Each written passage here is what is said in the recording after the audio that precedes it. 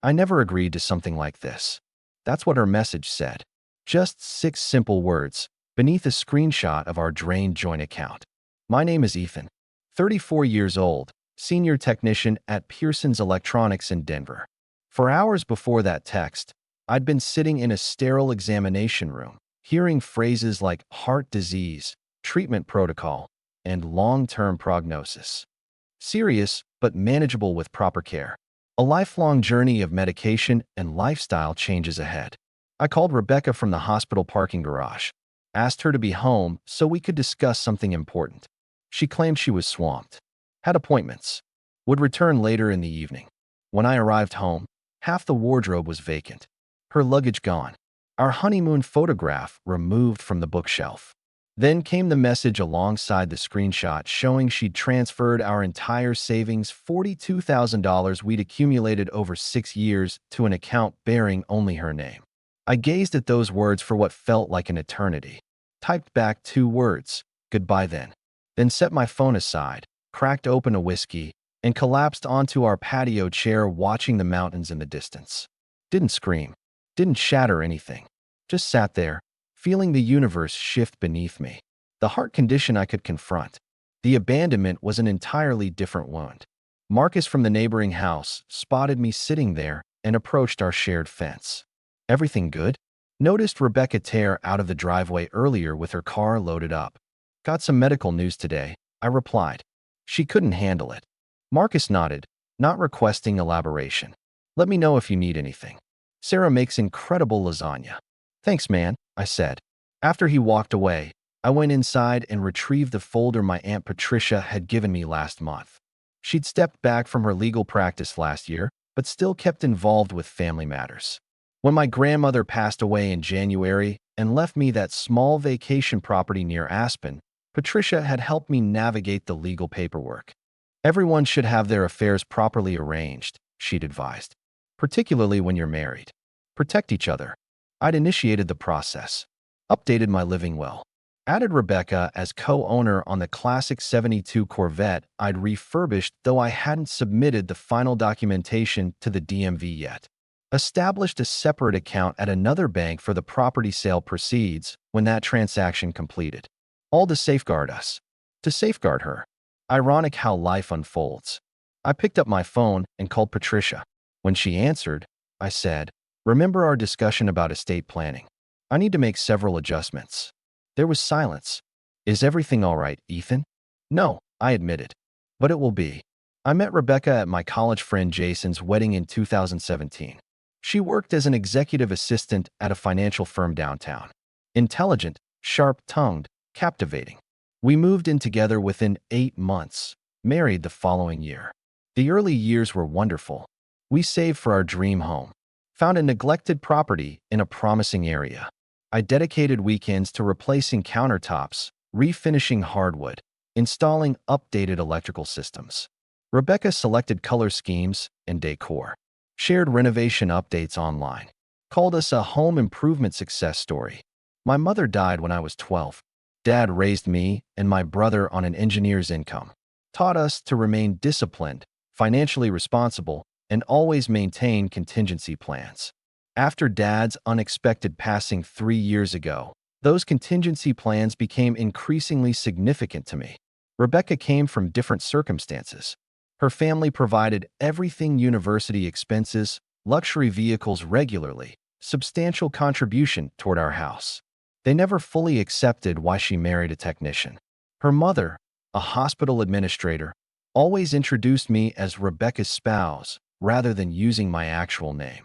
In retrospect, I realized the foundation was cracking long before my diagnosis. 2 months earlier, Rebecca had begun discussing relocating to Phoenix. Claimed better career paths existed there. I resisted. My position was secure. We had established community here. The mortgage was nearly satisfied. She became withdrawn after these conversations. Detached. Spent increasing time with acquaintances I'd never been introduced to. Then came those subtle remarks that wounded deeper than they should have. "Don't you want to achieve something more meaningful than fixing electronics?" My former roommate's husband just received a major promotion. They're purchasing a second home. Sometimes I wonder what might have happened if I'd accepted that San Francisco opportunity after graduation instead of remaining here. I disregarded these warning signs, convinced myself every relationship experiences difficult phases, that we'd overcome this together. When I discovered brochures for Phoenix real estate hidden in her desk drawer, I still avoided confrontation. Instead, quietly contacted my Aunt Patricia to discuss updating our legal arrangements. Started documenting our assets. Just as precaution, 2 weeks later, I visited the doctor for what I believed was ongoing fatigue. They discovered the irregular heartbeat instead, then the EKGs, the cardiac enzyme tests. The evening before my final diagnosis, Rebecca and I had dinner at our kitchen table. She discussed workplace politics. I observed her expressions, wondering if she'd noticed the apprehension in mine. "Is something wrong?" she eventually asked. "No," I lied. "Just exhausted." She nodded and continued eating. Didn't inquire further. Barely looked at me. That should have revealed everything I needed to understand. 3 days after Rebecca departed, I began treatment. First session with the cardiologist affected me more severely than anticipated. The medical specialist guided me to an examination room, prepared the medication regimen, and asked if my transportation was waiting in the reception area. "Used a rideshare service," I explained. "My wife's traveling." She gave me a glance I couldn't quite interpret, then squeezed my shoulder gently. "First session's always toughest. You'll endure this." I nodded, unable to trust my voice. Hadn't informed anyone except Marcus next door that Rebecca had abandoned me permanently, not merely traveling. Somehow verbalizing it would crystallize the reality, intensify the humiliation. When I returned home, there was homemade pasta on my doorstep with a note from Marcus's wife. "Made excessive amounts. Please enjoy." I recognized it as kindness disguised as casual assistance, but appreciated it nonetheless. I attempted to eat, but couldn't maintain appetite. Ended up collapsed against the bathroom wall, trembling uncontrollably. Isolated. In these moments of weakness, the emptiness beside me felt cavernous. That night, I called my brother Ryan in Seattle. Revealed everything: the diagnosis, Rebecca, the finances. He wanted to fly over immediately. I requested he wait. Needed to resolve certain matters first. The following morning, I contacted my bank. Discovered Rebecca had cleared our accounts 30 minutes after I called her from the doctor's office. Before she even understood the specifics. Just knew I was ill, and that provided sufficient justification for her escape. Something transformed within me. The grief crystallized into something else. Not exactly rage. Determination. I drove to my Aunt Patricia's residence that afternoon. Brought all our financial documentation, property records, everything relevant. "She can't legally take your savings like that," Patricia said, examining the statements. "Joint account," I reminded her. Her name appears alongside mine. Patricia removed her reading glasses. "Ethan, what she did wasn't merely callous. It potentially constitutes financial misconduct.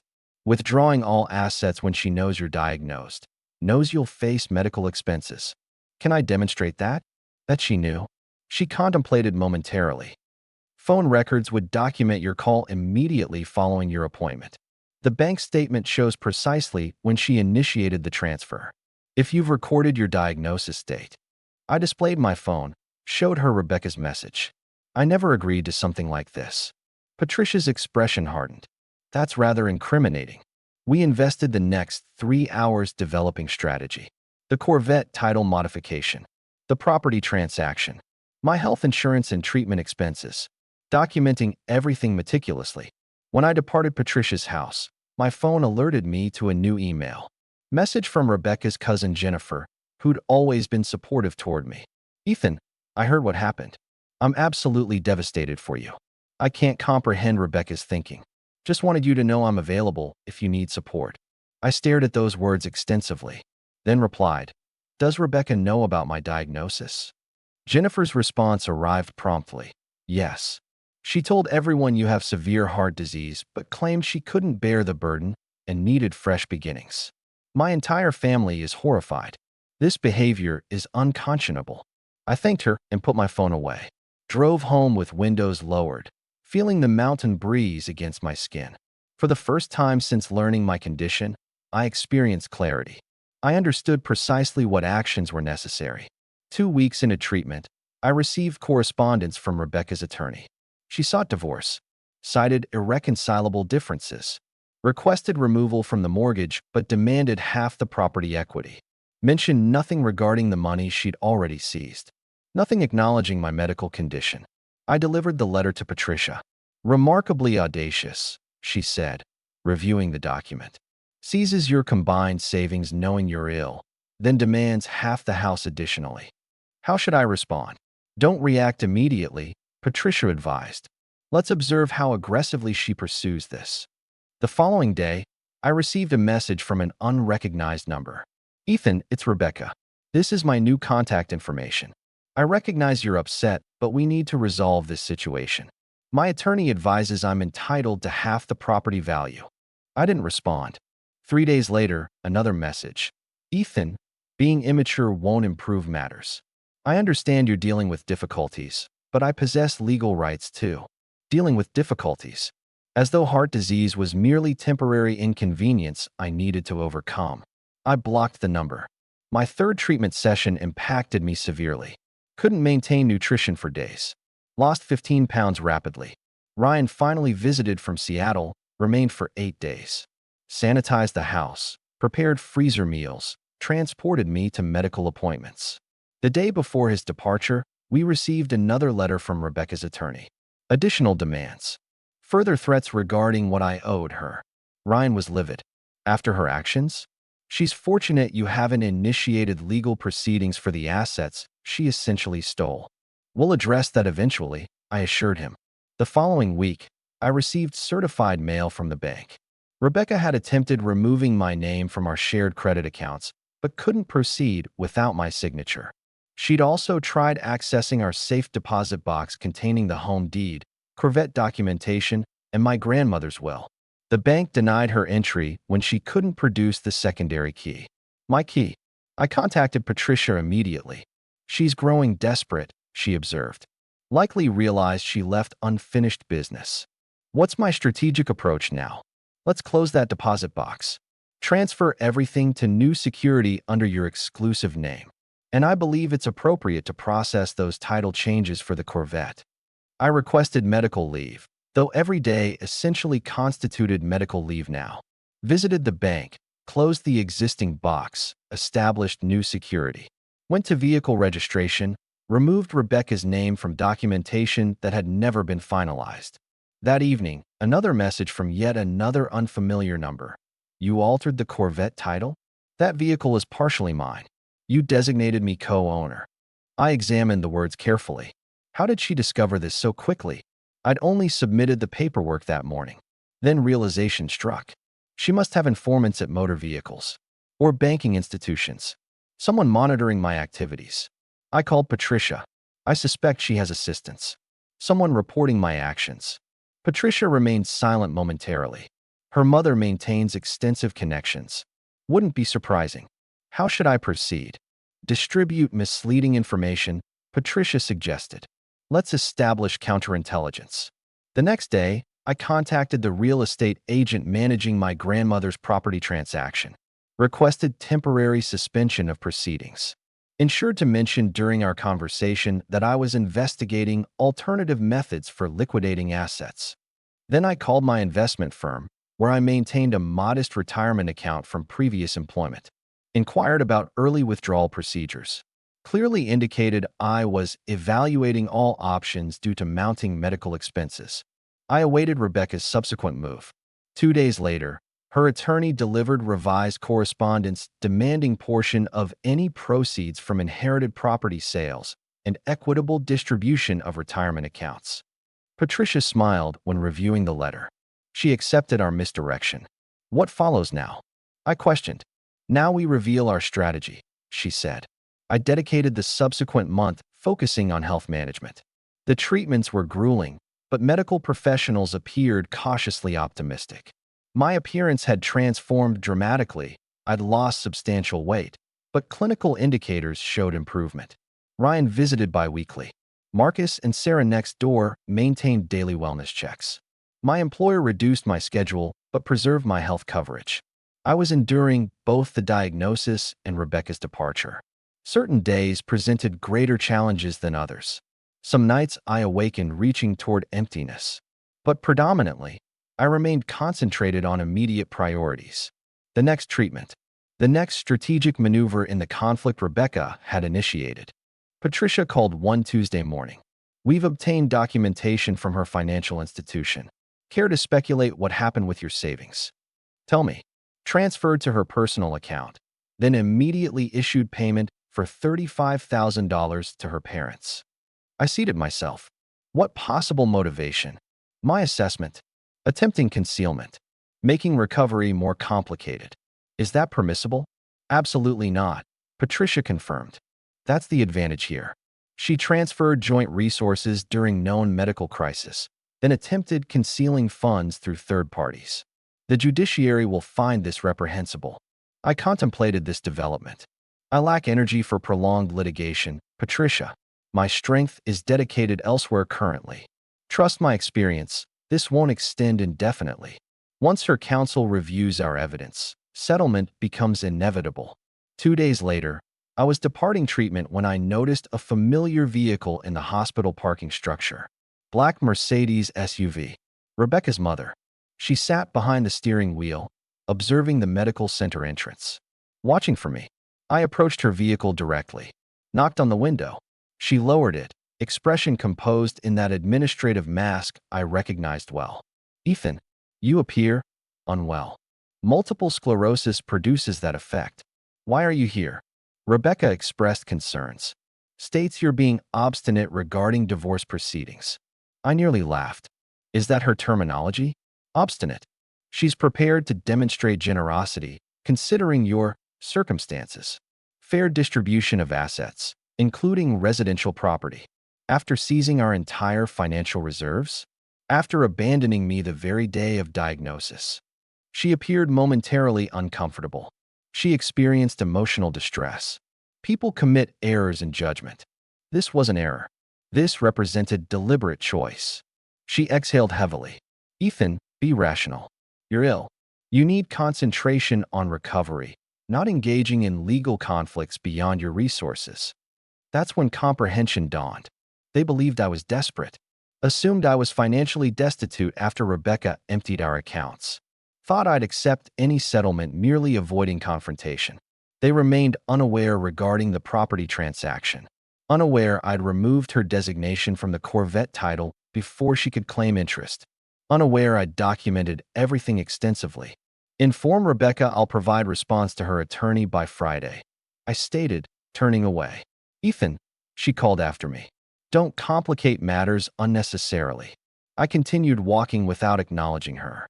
On Thursday, I consulted with Patricia and the litigation attorney she'd introduced, Michael Reynolds.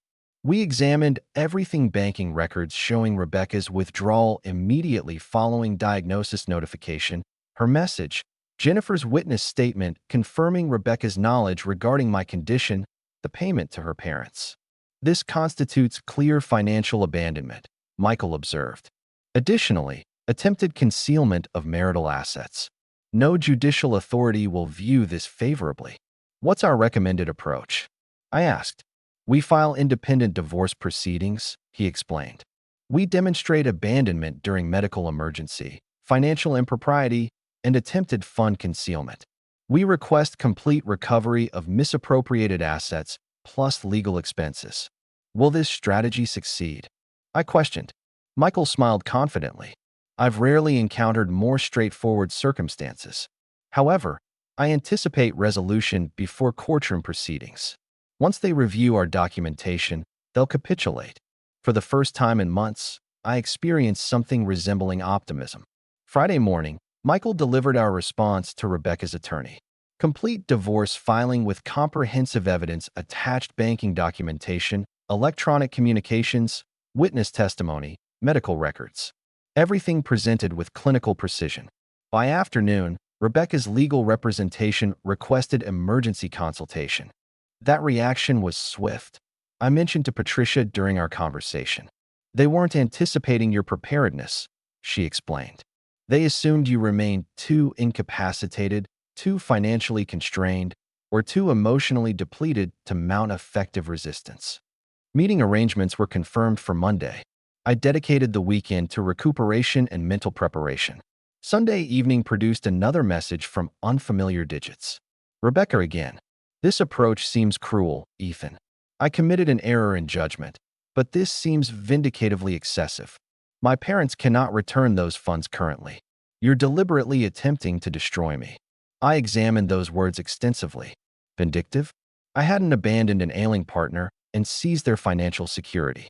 I wasn't hiding behind legal representatives and family protection. For the first time, I responded directly. Actions generate consequences. Monday morning, I joined Patricia and Michael at his office. They requested my presence, but advised minimal communication unless directly questioned. Rebecca arrived accompanied by her mother and counsel, a gaunt individual with designer eyewear and perpetual grimace. She appeared refreshed, healthier, as though recent months represented extended vacation while I battled fundamental survival. She avoided eye contact completely. Her attorney initiated discussion. We've examined your filing. While disputing your characterization of circumstances, my client demonstrates willingness to negotiate settlement, avoiding unnecessary conflict. Michael smiled politely. I should clarify this position. This isn't negotiation. It's professional courtesy preceding judicial involvement. Your client abandoned her husband upon medical diagnosis, depleted their combined financial resources, attempted concealing those assets through parental assistance, then demanded additional property. We've thoroughly documented these actions. Rebecca shifted uncomfortably. Her mother leaned forward assertively. Surely reasonable individuals can establish mutually acceptable. Your daughter transferred her husband's medical emergency funding to your possession, Michael interrupted. We possess transaction documentation. Will you return those resources today, or shall we incorporate you within litigation for accepting fraudulently obtained marital assets? The conference room descended into silence. Rebecca's attorney cleared his throat awkwardly. What precisely constitutes your demands? Michael outlined our conditions. Complete restoration of the $42,000. Rebecca relinquishing all claims regarding residence, Corvette, grandmother's property, and retirement accounts. She assuming responsibility for all legal expenses. In exchange, I would refrain from pursuing criminal charges for financial misconduct and abandonment. This represents extortion, Rebecca's mother muttered angrily. No, Michael responded calmly. Extortion describes your daughter's behavior. This represents justice. The consultation concluded with Rebecca's attorney requesting 48 hours considering our requirements. As we exited the conference room, Rebecca attempted establishing eye contact. I proceeded past her without acknowledgement. In the elevator, Patricia squeezed my arm supportively. You maintained exceptional composure throughout. I barely contributed anything, I noted. Simply observed proceedings. Sometimes that represents the greatest challenge, she replied. 2 days later, Michael contacted me. Rebecca had accepted all stipulated conditions. Her parents would restore the complete $42,000 within 30 days. She would execute documentation relinquishing all property claims. It's concluded, Michael confirmed. You've prevailed. Yet it didn't feel like victory. It felt like conclusion to something previously considered permanent, like closing literary work midway through narrative. Nevertheless, for the first time since diagnosis, I slept uninterrupted through darkness. Settlement payment arrived precisely 30 days later, certified bank draft for entire $42,000. I deposited it immediately, then contacted my neurologist's office addressing outstanding medical expenses. The specialist who'd supported me since initial treatment, Dr. Melissa Harrison, was present when I arrived. You're showing significant improvement, she observed. Recent tests demonstrate positive response. Feeling substantially improved, I acknowledged, submitting the payment. She noticed the substantial amount. Insurance coverage activated? Something comparable, I replied. Divorce finalization occurred the following week. I signed documentation at Michael's office, experiencing peculiar emptiness. Not sorrow, not resentment. Simply completion. What follows now? Patricia inquired as we departed the building. Complete treatment protocol. Recover strength. Determine future direction.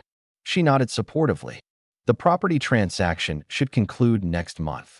That's additional $72,000. And should you decide selling the Corvette becomes necessary? Not immediately, I decided. I'm unprepared relinquishing everything meaningful.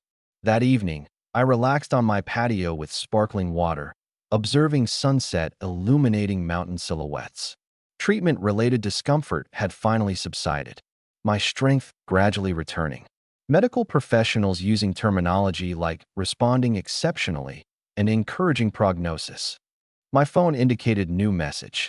Email from Jennifer, Rebecca's cousin. Ethan, I understand everything's legally settled. I'm profoundly apologetic regarding my family's behavior toward you. Rebecca's parents are selling their mountain cabin, covering financial obligations toward you. My aunt remains furious, directing blame toward you rather than Rebecca. But I wanted confirming some relatives understand actual circumstances. I hope recovery progresses positively. You absolutely deserve that outcome. I set my phone aside without responding. No longer required engaging with Rebecca's family complications. It was time concentrating on healing, on reconstruction, on whatever awaited beyond this chapter. 6 months later, my cardiologist shared words I'd anticipated hearing. Remarkable improvement. I absorbed this news within her office. Not cured heart disease remains a lifelong condition. But currently, my condition had stabilized. The medications were working, and my lifestyle changes were showing results. This particular battle showed positive progression. What happens going forward? I asked. Regular evaluations, laboratory assessments, imaging every 6 months. But presently, Ethan, you resume living fully. That evening, I made 2 important calls. First, connecting with Ryan, who celebrated exuberantly. Then contacting my industry colleague Daniel in Portland, who'd been offering partnership position at his specialized electronics repair business for years. Still maintaining position availability? I inquired. Absolutely, he confirmed enthusiastically. When could you commence? 1 month later, I sold the Denver residence. Used proceeds purchasing modest contemporary home outside Portland featuring dedicated workshop space, garage accommodating my tools and Corvette, with forest views surrounding property. The day I departed Denver, Marcus and Sarah visited offering farewells. Sarah provided homemade food for my journey. I expressed gratitude for everything: the meals, property maintenance, quiet encouragement when most desperately needed. Are you genuinely recovering? Marcus asked sincerely. Truly improving? I considered honestly. Making steady progress. 3 months establishing new existence in Oregon, I received message from unidentified number. Rebecca again. I heard your condition shows improvement. I'm genuinely pleased. I recognize you'll doubt my sincerity, but I frequently remember our time together. I committed terrible mistake. I responded through fear and selfishness. I apologize sincerely, Ethan, for everything that transpired. I read those words repeatedly, contemplating potential response. Eventually, I typed just 5 words. I've survived. Wishing you well. Then blocked this number permanently, set phone aside, and continued restoration work on my Corvette. No longer considering selling, keeping it permanently. To restore it completely, this time exclusively for myself. Some relationships, once fractured, resist restoration. But others, including ourselves, can be reconstructed, emerging stronger than original form. I represented living testament to that possibility.